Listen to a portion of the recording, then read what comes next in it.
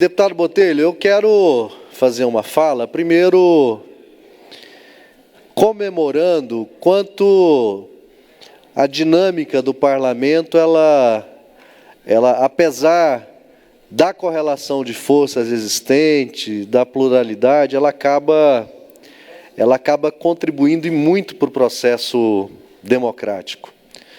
As pessoas talvez não percebam, mas no nosso cotidiano aqui, nos bastidores, muito diálogo acontece, muita tensão, muita discussão, muito debate. E nos últimos dias nós temos debatido muito, e eu estou muito feliz, estou muito satisfeito por conta de alguns encaminhamentos que nós conseguimos assegurar aqui. E quero, inclusive, parabenizá-lo, viu, presidente, pela capacidade de perceber isso e já na condição de presidente da Assembleia assinar alguns atos que asseguram esse respeito ao processo democrático e à pluralidade de posições e de opiniões aqui na Assembleia. Primeiro, registrar o fato de que, felizmente, a mensagem do Executivo, que trata da política de renúncias fiscais e é também uma mini-reforma tributária, ela tramitará sem pressa, porque o calendário que estava anunciado até semana passada era um calendário muito acelerado, que não nos permitiria debatê-lo com profundidade. Infelizmente, os encaminhamentos tomados ao longo dessa semana asseguram as condições para que o debate aconteça sem pressa, com a profundidade necessária. Porque, deputados, esta mensagem ela vai tratar do destino do nosso Estado, do destino da nossa economia. Então, nós temos que aproveitar essa oportunidade para fazer um debate profundo mesmo sobre os nossos destinos. Feliz pela suspensão da tramitação do projeto de lei de diretrizes orçamentárias, porque não teria sentido nós debatermos a lei de diretrizes orçamentárias antes da conclusão do debate sobre essa lei que trata das renúncias fiscais, porque ela irá alterar substancialmente a estimativa de receitas do Estado. O projeto de LDO que foi encaminhado pelo Poder Executivo é um projeto que trabalha com um déficit de 800 milhões de reais.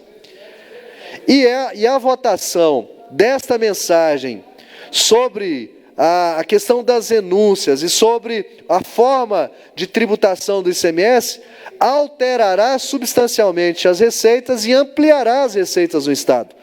O que nós precisamos é, ao longo deste debate, saber com clareza qual será o impacto financeiro sobre as receitas do nosso Estado.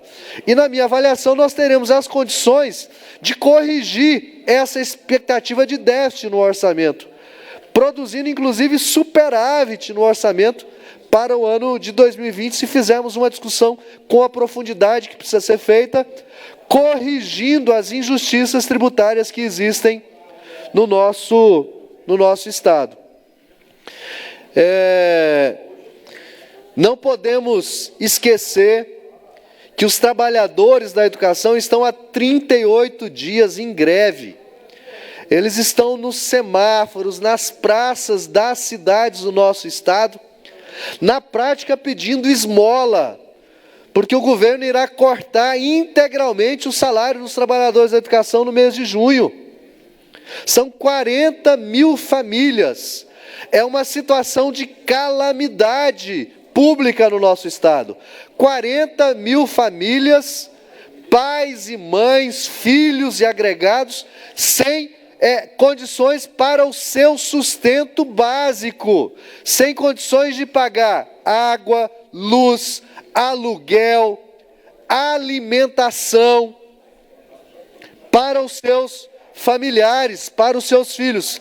E por isso, a decisão do Sintep em levar os trabalhadores da educação para as praças, para os semáforos, para dialogar com a população sobre a insensibilidade, sobre a arbitrariedade, sobre o abuso do governador em cortar os seus salários.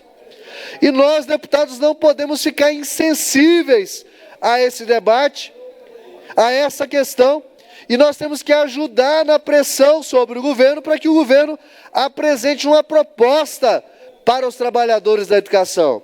Exatamente agora que nós estamos debatendo essa mensagem que reinstitui a política de renúncias fiscais, de incentivos fiscais, ela alterará profundamente as receitas do Estado e criará concretamente, a partir de 2020, as condições para assegurar o cumprimento dos direitos dos servidores públicos que já estão assegurados em lei.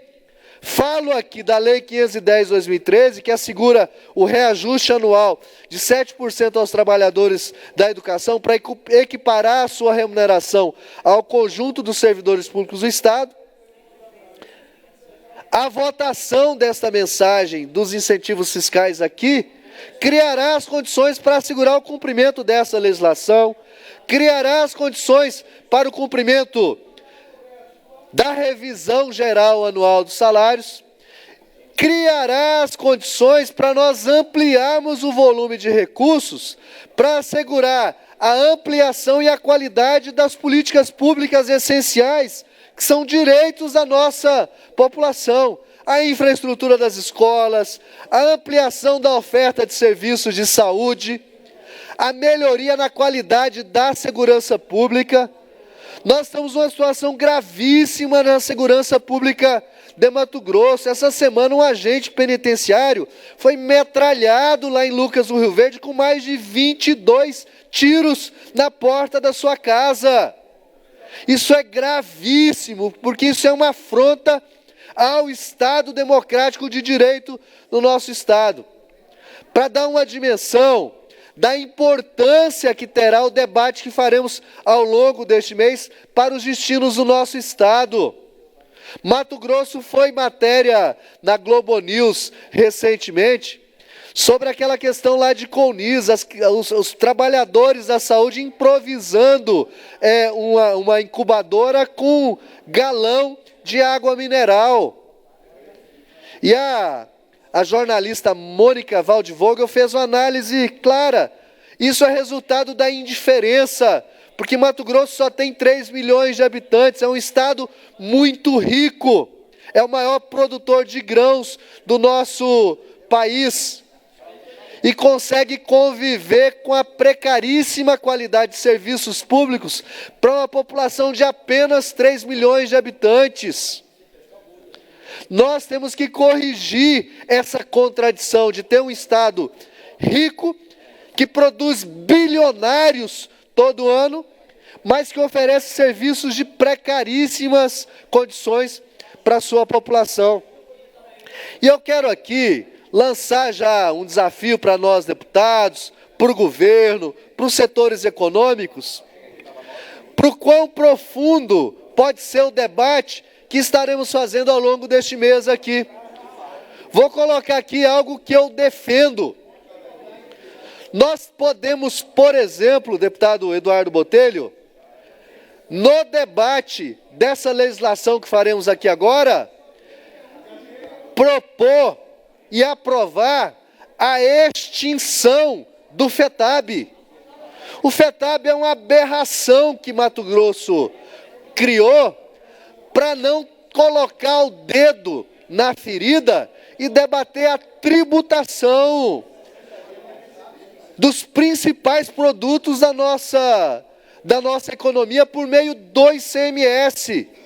Porque o ICMS, a arrecadação do ICMS, é importante para os cálculos dos limites para os gastos da saúde, para as despesas na educação, para os limites da lei de responsabilidade fiscal, para a repartição de recursos com os municípios. O ICMS tem essa finalidade. E nós podemos produzir uma legislação tributária para o ICMS que nos permita, por exemplo, acabar com a cobrança desta aberração tributária que é o FETAB, para nós ampliarmos a nossa arrecadação de ICMS, porque ela é muito mais justa do ponto de vista tributário, do ponto de vista da justiça social e da distribuição da renda, da riqueza e da arrecadação no nosso Estado. Podemos chegar a isso, a essa discussão, e é essa defesa que eu irei fazer. Nós não podemos apenas convalidar as renúncias fiscais como elas estão hoje. Nós temos que aprofundar o debate sobre a proposta que o governador encaminhou para modificá-la, aprimorá-la e corrigir injustiças tributárias. Essa oportunidade nós temos agora ao longo do mês de julho, colegas deputados.